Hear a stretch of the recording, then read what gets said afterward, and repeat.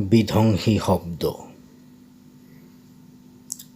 ভাৰতবৰ্ষ আনকি বিশ্বমাতৃৰ কোলাতো আজি সীমাৰ কাজিয়া, সকলোতে সকলোৰে মাজতে চলিছে ধৰ্মৰ নামত হিংসাৰ প্ৰতিযোগিতা।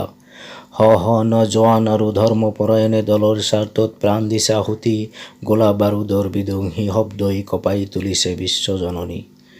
সন্তানৰ মৃত্যুৰ খবৰ শুনি বুকু ফাটি ওলাই আহিছে অশ্ৰু দুচকুত, নিঃসহায়া বিধৱাই ভাগ্যক ধিয়াইছে পিতৃহাৰা কেঁচুৱাক সাৱটি বুকুত। কোনোৱে প্ৰিয়জনক হেৰাই পাগলৰ দৰে ঘূৰিছে অনাই বনাই, কোনেনো বুজিব সিহঁতৰ মনৰ দুখ, সান্তনা দিয়াৰ মানুহজনও নাই। হেৰুৱা আপোনজনৰ ছবি স্মৃতিত ভাহি আহে প্ৰতিদিন প্ৰতিটো মুহূৰ্তত, জীৱ শ্ৰেষ্ঠ মানৱ জাতিৰ মানৱতা আজি হেৰাই গ'ল ক'ত।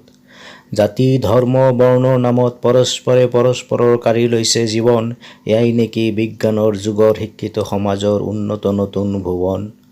লাজ লাগে নিজকে শিক্ষিত ক'বলৈ আমাৰ ব্যৱহাৰ চাই, অহিংসা প্ৰতিষ্ঠা কৰিব নোৱাৰিলে শিক্ষাৰ কোনো অৰ্থ নাই।